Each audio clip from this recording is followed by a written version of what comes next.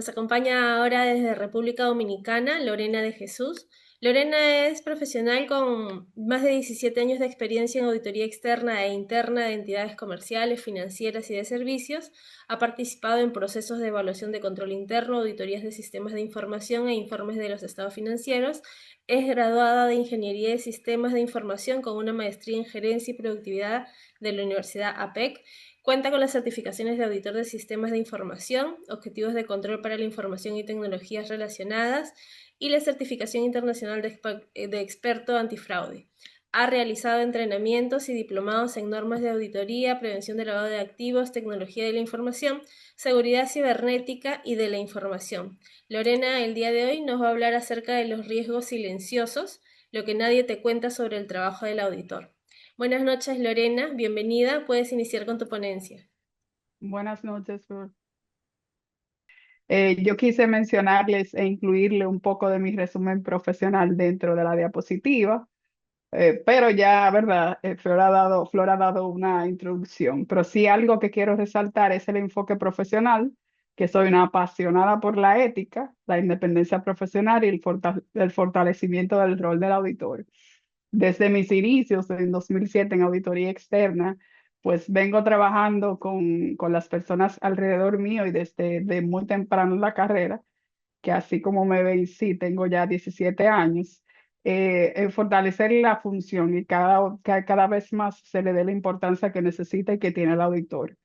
Entonces, cuando me pidieron participar, yo dije, bueno, ya hay muchos temas de inteligencia artificial, muchos temas técnicos, hablemos de algo que probablemente en algunos foros, sí como auditores conversamos, yo tengo varios colegas a través de los años, muy buenas relaciones desarrolladas, y cuando nos juntamos, preguntamos a veces, ¿cómo es posible que nosotros que estamos tratando de proteger a las organizaciones donde pertenecemos, ya sea desde el rol de auditoría interna, auditoría externa, que a veces nuestro trabajo es tan incomprendido y a la vez tan poco valorado?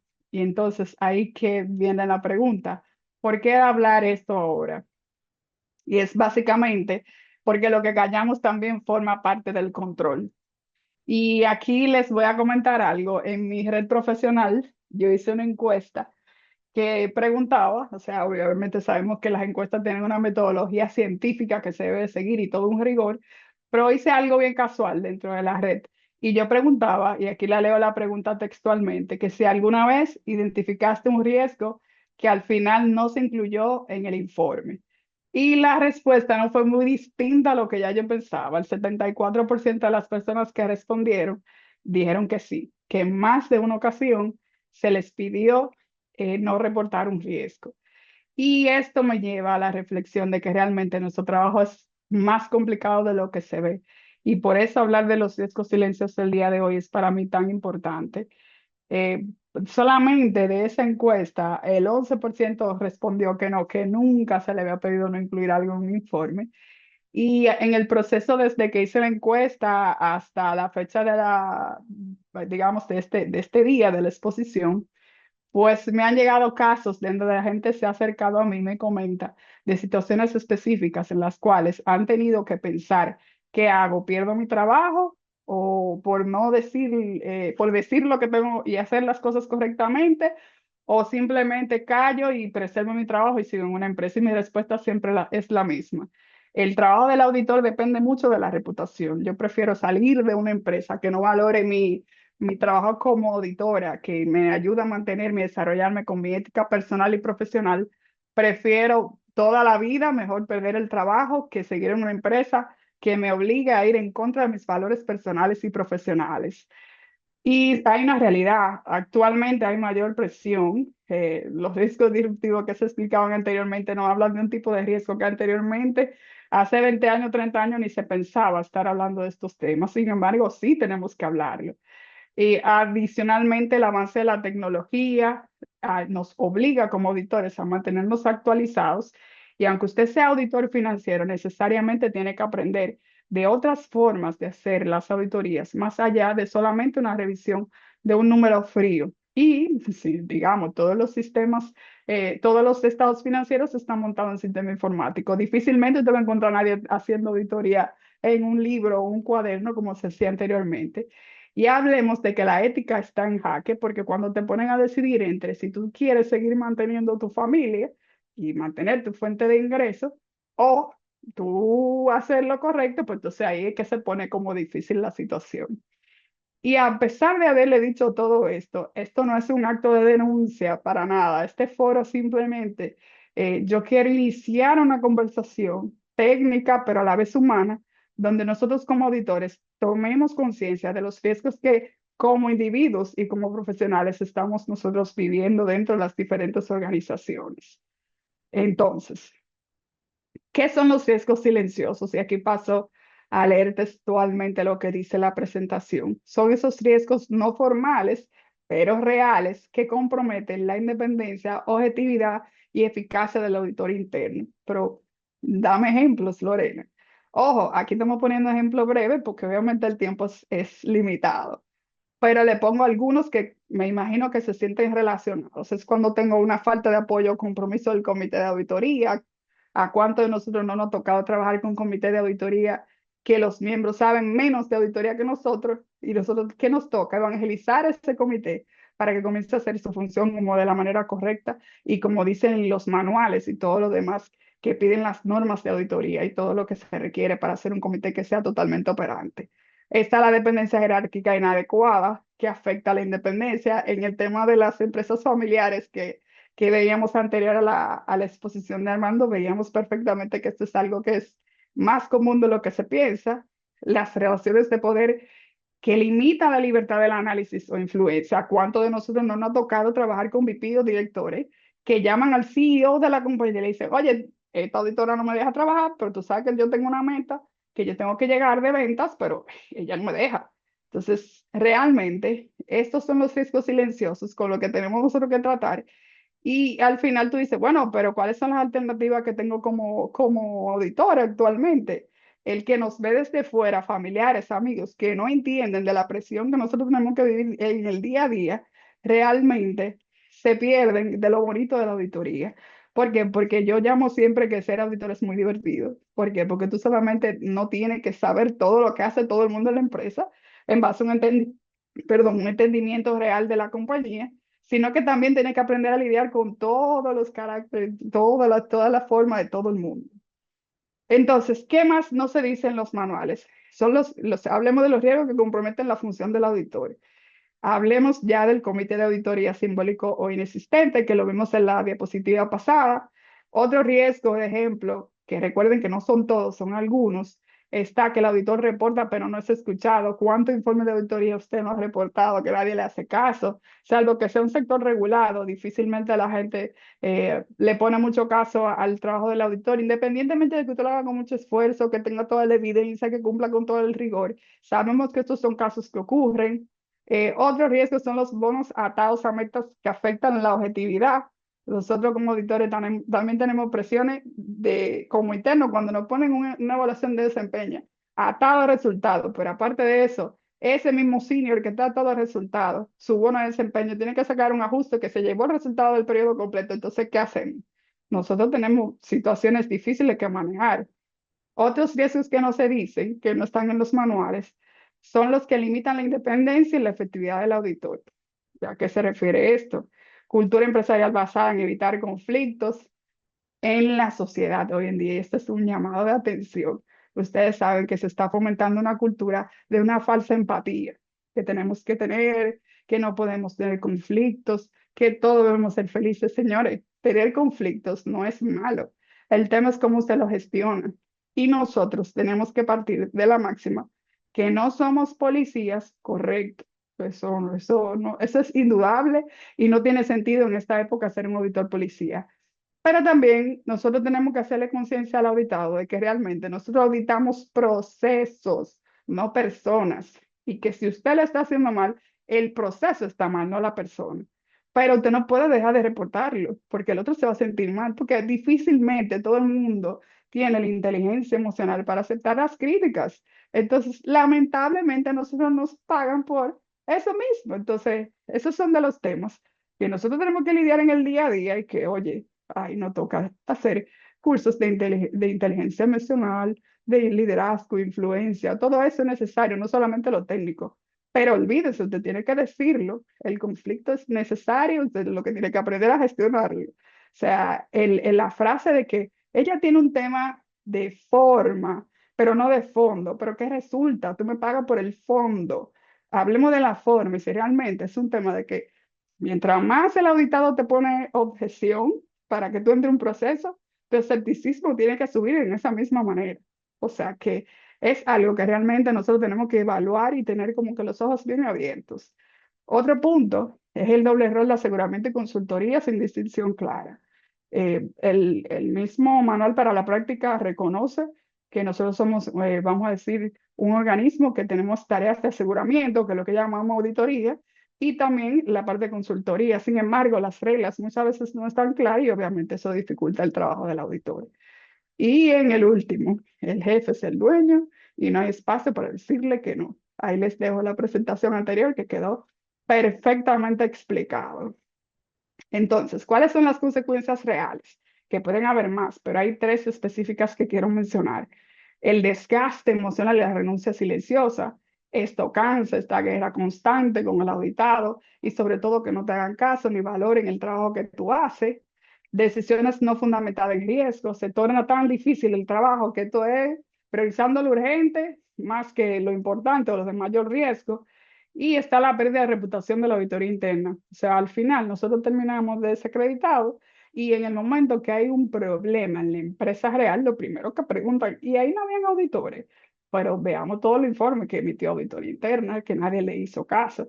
Entonces, realmente, estos riesgos silenciosos, sí, hablamos de todo lo malo, pero ahora viene la parte en la que yo le digo, no todo está perdido. ¿Qué podemos hacer? Y aquí el enfoque constructivo de toda esta ponencia que de verdad quiero que lo que le quede de todo esto es lo siguiente. Nosotros como auditores, desde que llegamos a una empresa, lo primero que tenemos que, ya sea como líderes del área o no importa el cargo que tengamos, es buscar cuál es la Biblia del auditor, su estatuto de auditoría y su manual de auditoría. Entonces, ¿qué es lo primero? Definir y socializar un estatuto de auditoría sólido. Hay muchísimos modelos de estatuto de auditoría donde usted define claramente cuáles son los niveles de jerarquía dentro de la organización, el alcance de los trabajos, toda la, vamos a decir, la autoridad que tiene el área de auditoría dentro de la empresa. Usted no se va a dar cuenta de lo importante que es ese estatuto hasta que alguien no quiere entregarle una información y te tenga que ir a pedirle permiso al comité o al consejo o al dueño o a la figura de mayor autoridad. Sin embargo, si usted tiene su estatuto que lo establece, oye, mi estatuto dice que tú tienes que entregar la información porque tengo que tener acceso a personas, sistemas y a todo aquí dentro de la organización. Sabemos que hay información confidencial y todo lo demás, pero para eso se maneja internamente. Igual, se debe definir el manual con roles claros, líneas de reporte y tipología de trabajo clara. Volvemos, hay muchísimos manuales de ejemplo que usted puede buscar en muchísimas páginas web donde usted puede buscar qué debe tener. No es posible que a esta altura de juego usted no tenga su manual donde le diga cuál es el tamaño de muestra.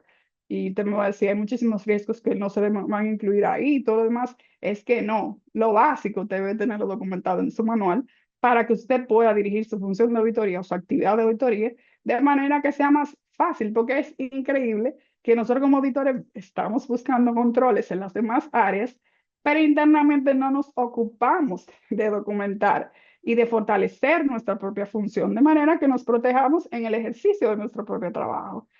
También está el hecho de que se debe promover la independencia funcional.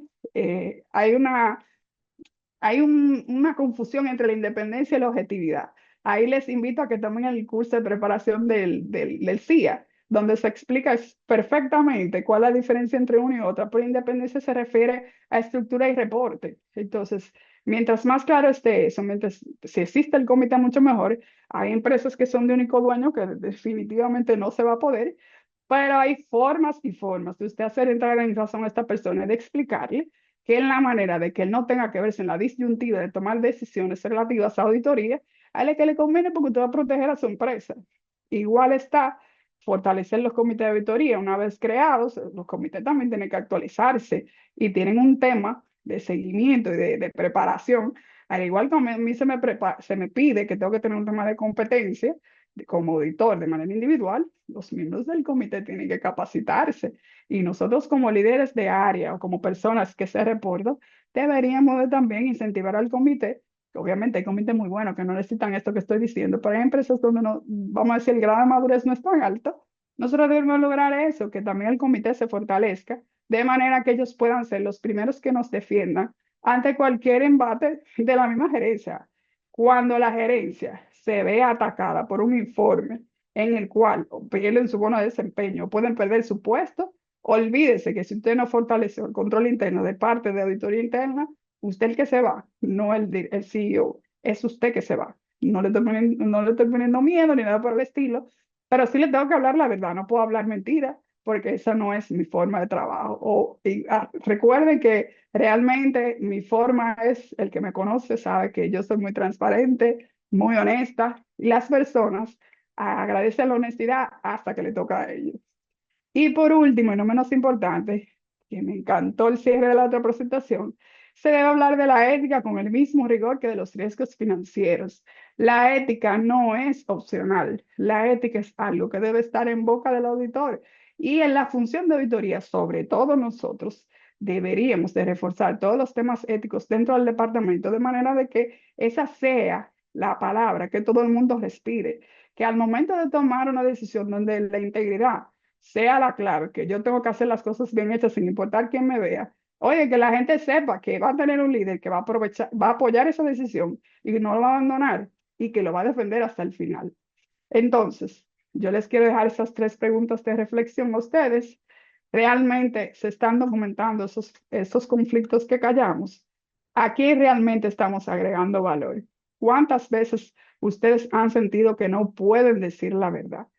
Piénsenlo y me comentan. Ahora, mi reflexión de manera individual y final es que la independencia no es una utopía, es una construcción diaria y nosotros como, vamos a decir, auditores, tenemos una responsabilidad de manera individual y grupal y a nivel de sociedad y a nivel de país y a nivel del mundo, si le quieren ver así, de que esto sea algo que se fomente, se fortalezca y que sea la voz cantante de todos nosotros, porque no podemos seguir ayudando a los otros a poner control y a diseñar estrategias de tratamiento de riesgo, porque no solo se ponen controles, si nosotros internamente no lo estamos haciendo en nuestro propio departamento, no tiene sentido para mí. Y por último, yo quiero decirles que no estamos solos, somos partes del sistema de control, pero sobre todo no somos su víctima. Nosotros no somos víctimas, nosotros tenemos que ser los superhéroes dentro de nuestra propia historia. Es algo que yo le he predicado a través del tiempo y espero que hoy, con esta reflexión, ustedes lo vean, lo interioricen y si les parece bien, obviamente, que continuemos hablando sobre esto. Aquí les dejo el acceso a mis redes profesionales, donde estoy compartiendo algo relacionado con esto y de verdad ha sido un honor para mí conversar con ustedes sobre lo que no siempre se dice, pero que sí se siente y que es necesario que atendamos. Espero haberlo hecho en el tiempo, Flores, así que dejo el espacio para las preguntas. Adicionalmente le puse algunas referencias, pero eso no se lo voy a leer, eso ustedes lo revisan ustedes. Gracias, Lorena. Sí, tenemos algunas preguntas. Jaime Rosario consulta, ¿qué podría ocurrir si un auditor no es escuchado en su reporte? Lo que regularmente ocurre cuando un reporte, un informe de auditoría se realiza es que un riesgo que tú reportas como medio, inmediatamente es reportado, ya tú no debes considerarlo medio, es alto, porque probablemente esa debilidad que antes no se conocía, ahora de repente ya se conoce y puede ser explotada. De ahí la importancia de que se establezcan mecanismos de reporte y de solución de estos hallazgos y que estos tengan algún seguimiento de parte de nosotros, independientemente de que las áreas lo solucionen o no. O sea, sí sabemos que nuestro rol es reportarlo, no solucionarlo, pero al final deberíamos nosotros ser lo primero que debemos de tener en cuenta esto. Ese seguimiento ayuda a, ¿verdad?, a fortalecer el control interno y que de alguna manera u otra estos no sean explotados por la persona que lo conocen. Ok, Jonathan consulta, ¿qué pasa cuando un comité de auditoría es solo simbólico o inexistente? Es decir, no hay un Realmente, apoyo real. sí, realmente se debilita la supervisión y la función de auditoría es como si estuviera huérfano, pierde total efectividad. Mientras más fortalecido sea ese comité y mientras más apoyo le brinda al departamento, pues obviamente mucho mejor para la función de auditoría interna. De ahí la importancia de que nosotros como, ¿verdad?, como miembros de la actividad de auditoría podamos ayudar y fortalecerlos. Giovanni Alaba consulta, ¿cuál es la mejor manera de fortalecer el respaldo del comité hacia el auditor? En mi experiencia propia, me ha tocado trabajar con diferentes empresas que tienen diferente grado de madurez, digamos, en su gobierno corporativo. Ahí a mí me ha tocado crear departamentos desde cero, otros que son reestructuraciones. Y lo importante aquí es hacerle entender cuál es su responsabilidad de cara a su rol, al rol que tienen. Si ya está creado, existe un estatuto del comité de auditoría donde se define la naturaleza de las funciones del comité y también cuáles son sus responsabilidades, inclusive cada cuánto debe reunirse, el perfil de cada personal. Y entonces como que la idea es eso, también hacerle como que entrar en conciencia de cuál es su rol y cuál es el apoyo que necesitamos de ellos para poder hacer nuestro trabajo mucho mejor cada día. Ok. Oscar consulta, ¿cuál es el principal paradigma que se debe romper acerca del rol de auditoría interna? Que la gente comience a vernos como que nosotros somos sus aliados estratégicos, no un policía que quiere sacar punto de auditoría. Muchas veces cuando nosotros logramos que ellos nos vean como sus aliados, digo ellos los auditados, obviamente no hablando de manera despectiva, si nos ven como un aliado estratégico y que mejor consúltame, no lo haga, consúltame, que yo te explico cómo es la manera correcta. Y olvídate que la gente te va a comenzar a valorar. O sea, creo que lo más difícil es poder alejarnos de esa visión que se tiene de que nosotros somos policía y de que somos malos en la conversación. De hecho, una de las cosas que a mí más me toca vivir es que, oye, tú no pareces auditora. ¿Por qué no parezco auditora? Porque te ríes. No, yo no tengo por qué andar triste. O sea, la felicidad no tiene que ver con mi trabajo. Yo soy muy buena en mi trabajo, pero no ando triste porque yo estoy haciendo la cosa bien hecha. Entonces, yo creo que en la medida que nosotros seamos más cercanos, obviamente cuidando la objetividad y manteniendo esa distancia, cuando llegue el momento de hacer el informe, te quiero mucho, nos llamo muy bien, pero lo siento, esto está mal. Y tenemos que corregirlo, que nos vean como ese aliado, que realmente no somos gente que queremos castigar. Y lo que decía ahorita, que el problema no es la gente, es el proceso. Si la gente lo hace mal, el proceso está mal, no la gente. Obviamente hay un tema de fraude que no vamos a entrar en él, pero sí venderla, sí, esa es la idea. Pablo Otoniel consulta, ¿cómo debemos abordar la inconformidad de las áreas auditadas por el nivel de riesgo de los hallazgos? ¿Debemos bajar el nivel del riesgo o qué se debe de realizar? No, para nada. Es que la metodología de clasificación de riesgo existe. Yo creo que una de las cosas que particularmente a mí me ha ayudado mucho es, una vez definido todo el estatuto, toda la metodología de auditoría interna, yo hago una reunión con todos los auditados y le explico, esta es la manera como te vamos a calificar el riesgo. Y si usted llega a una empresa que ya tiene su metodología, revísela, pero igual comuníquela, porque si las reglas están claras, eso no es cuestión de que me guste o no me guste, es el riesgo, yo no lo bajo. O sea, si ese es, al final recuerden que para eso está el comité de auditoría, precisamente para cuando el auditado no se siente conforme con una calificación de riesgo que yo le estoy dando a un hallazgo, ellos están en todo su derecho de ir al comité y discutir la clasificación, pero yo no la bajo porque él quiera. Si yo tengo mi argumento y yo como líder del área estoy de acuerdo con que esa es la clasificación, olvídate, vamos al comité y discutámoslo y el comité que decida por nosotros. Pero yo en mi rol debo de reportarlo según mi criterio, juicio profesional y mi evidencia que yo recolecté, en base a que hay unas reglas claras que yo definí al principio y que yo te comuniqué. No sé si respondí tu pregunta, pero esa es como que la idea que eso es lo que a mí me ha funcionado hasta ahora. Ok, Lorena. Jennifer Domínguez nos dice, de acuerdo con lo que mencionas, que le consulten al auditor para saber cómo hacer las cosas, no entra en conflicto a la hora de decirle al cliente lo que debe hacer cuando uno como auditor lo va a revisar posteriormente. Para nada. O sea, porque, ojo, una cosa son las actividades de aseguramiento y otras son las actividades de consultoría. Lo que yo te estoy diciendo es, y ahí te pongo el ejemplo, si hay una ley en la República Dominicana que dice que tú tienes que retenerle un porcentaje de AFP a un colaborador y la empresa mañana dice, no, no lo voy a retener porque quiero que el salario que perciba el colaborador sea más alto. Si te hacen la consulta, entonces tú no se lo vas a decir porque tú lo quieres poner en un informe de auditoría que violó la ley. O sea, sería contraproducente. Y ahí es que te digo, o sea, igual nosotros tenemos que pensar qué es más importante, que la empresa viole una ley o que yo le responda una consulta y le diga, no, no es opcional, tienes que cumplir la ley. La AFP tienes que retenerla o la asumes tú si no se la quieres retener al colaborador. Lo que le digo es que hay una línea delgada entre qué hago como consultoría y qué momento yo te estoy documentando tu política y tu procedimiento. Eso no tiene que ver. Agregar valor consiste en eso mismo, que si la persona está pensando hacer una transacción compleja, ¿por qué tú no lo vas a ayudar? O sea, no tendría sentido. Es como que si yo te estuviera persiguiendo y dejándote que tú te equivoques para luego sacarte un punto de victoria, pero esa no es la idea. La idea es fortalecer el control interno. O sea, como que tómelo con pinza. Ahí hay un tema de juicio profesional y de sentido común que hay que aplicar. eh, y que obviamente, no que yo te voy a decir cómo hacer tu trabajo 100% ni que yo me voy a poner de niñera atrás de ti, pero si tiene una consulta válida, no veo razón por la cual nosotros como asesores de ese auditado no lo podamos ayudar. Ok, Lorena, una última pregunta. ¿Qué medidas concretas se pueden tomar para fortalecer la independencia funcional del auditor? El manual para la práctica de auditoría es genial en ese sentido porque no te lo deja como muy claro. Lo ideal, en el mundo ideal es, bueno, en la primera exposición se hablaba de tener líneas en la estructura funcional, vamos a decir, el comité de auditoría, recordemos que es el consejo de directores, o sea, el organismo mayor al final en gobierno corporativo, ¿qué son los comités? Diferentes equipos de trabajo que conocen diferentes temas. Tenemos comité de tecnología, ¿qué es lo que ve? O sea, es el consejo que conoce el tema de tecnología, o los miembros del consejo, o los designados por el consejo para conocer los temas de tecnología en detalle. Lo mismo pasa con auditoría.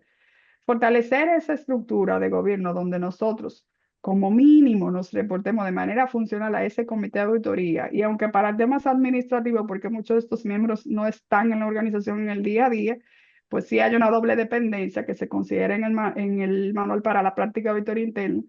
Como mínimo, eso deberíamos de nosotros de lograr. Ya en una empresa familiar hay otros temas que mi anterior expositor puede explicar muy bien cómo se maneja, pero igual se puede fortalecer. Miren, búsquese un asesor en materia de auditoría, no se quede solamente con la opinión de nosotros, pero al final nosotros estamos fortaleciendo la función de nosotros. En la medida que yo logre que seamos más independientes de esa figura de poder, de ese CEO, de ese presidente único de la empresa, a nosotros que nos conviene, porque a la hora de hacer cualquier, vamos a decir, amenaza o cualquier estrategia en contra de nosotros, olvídese que el comité va a ser su aliado y el que lo va a defender. Entonces, la independencia se fomenta, le hace el manual para la práctica, que ahí lo explica, hay diferentes formas de hacerlo, pero la que yo he visto más común es la doble dependencia funcionalmente del comité y para temas administrativos vamos a decir, del mayor nivel dentro de la organización, CEO, presidente, como se llame, de los diferentes países. Ok, Lorena, ha llegado una pregunta más. Al ser la última ponencia, vamos a contestarla porque ya luego no vamos a tener chance de hacerlo a través del chat. Es de Jonathan. ¿Cuál es el riesgo de que los bonos estén atados a metas que afecten la objetividad del auditor? Y viceversa. Bonos de los auditados atados a recomendaciones que emite auditoría. Eh, ahí hay dos preguntas en uno, según entendí. El tema cuando los auditados tienen, por ejemplo, aquí se usa mucho los sectores regulados, como por regulación no se pueden tener informes de auditoría con puntos abiertos o sin un plan de acción, pues los auditados se ponen un poco más incómodo el tema de la discusión de los informes y muchas veces viene el tema de que quieren cerrar más rápido los hallazgos. Yo te voy a poner un plan de acción para salir del paso. Entonces ahí como que hay un riesgo de una presión innecesaria, inclusive que viene desde arriba, te comienzan a querer influenciar de que no reporte esto, que hay un tema regulatorio, que hay un tema que vamos a decir, me castiga mi bono. Entonces, por eso le digo, es un poco complicado y de ahí viene la importancia de la ética profesional, pero también personal, porque he visto casos donde líderes de auditoría se componen con otras áreas para no afectarle el bono por un beneficio. Eso no es muy común, pero se da. Entonces, por eso es la importancia del organismo de supervisión, que auditoría interna también no esté huérfana, sino que tenga alguien que lo monitoree, porque nosotros, así como tenemos una gran responsabilidad, tenemos un gran poder. En el caso del auditor interno, nosotros debemos de lograr de que los bonos de desempeño del auditor interno no estén atados a resultados ni a métricas de negocio, porque que nosotros no generamos ingresos, nosotros lo que hacemos son informes de auditoría, planes de auditoría, seguimiento, oportunidades de mejora, eso es lo de nosotros. O sea, nosotros como nuestro, vamos a decir, bono de desempeño no debe estar atado a nada que me impida que mi auditor que se reporta directamente a mí lo piense antes de sacar un ajuste. O sea, nosotros como líderes de área deberíamos, y aunque no seamos líderes de área, aunque seamos senior o encargado, coordinador, como se llamen en su país, deberíamos de exigir que no me ponga eso, porque una de las cosas que pasa con el fraude es que la gente que lo comete siempre piensa que ellos son buenos y la gente en el fondo tiene una justificación para hacerlo malo. Entonces yo siempre digo que los controles y todos los tratamientos de riesgos es para ayudar a que las personas sigan siendo buenas. Entonces, en este caso, nosotros debemos desde la parte interna tratar en la medida de lo posible que a nosotros se nos mida por nuestro trabajo, no por desempeño financiero ni nada por eso, porque imagínense. No podemos poner una presión adicional, una capa adicional de presión al auditor, que ya tiene muchísimas presiones. Entonces, no sé, Flor, si ya quieres, si tienes alguna otra pregunta, me la manda. Yo sé que me he pasado del tiempo un poquito, pero Sí. trate de responder. Vamos a terminar con dos preguntas de Francisco Vázquez. ¿Cómo afecta la función de auditoría cuando el presupuesto del área lo maneja un departamento sujeto a supervisión de auditoría? Perdón, yo no oí la primera parte de la pregunta. ¿Me puedes repetir, por favor? ¿Cómo afecta la función de auditoría cuando el presupuesto del área lo maneja un departamento sujeto a supervisión de auditoría? Ah, no, que eso no es posible. O sea, dentro del estatuto de auditoría interna tiene que estar definido, por eso la importancia del estatuto.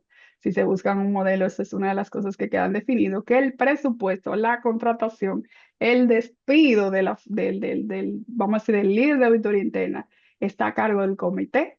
Porque imagínense que el presupuesto es una tecla sensible, pero el presupuesto de auditoría interna, quien tiene que aprobarlo es el comité de auditoría.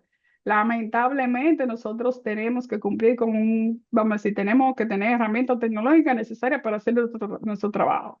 ¿De dónde salen las herramientas tecnológicas? O de todo el plan de auditoría que nos aprobó el mismo comité de auditoría. Tenemos que cumplir con un tema de competencia que nos lo pide el manual para la práctica. ¿Qué tiene que hacer el comité de auditoría? Aprobar las capacitaciones. Nada de eso lo va a entender el área de presupuesto. Sin embargo, el comité slash consejo de directores sí entiende el trabajo y por eso la aprobación del presupuesto tiene que salir de ese comité de auditoría. Y si no existe el comité de auditoría, amigo mío, usted le toca sentarse con el presidente de la compañía y explicarle que no es opcional capacitarnos, que no es opcional no tener herramientas para hacer minería de datos, auditoría continua, pero usted tiene que vender el valor.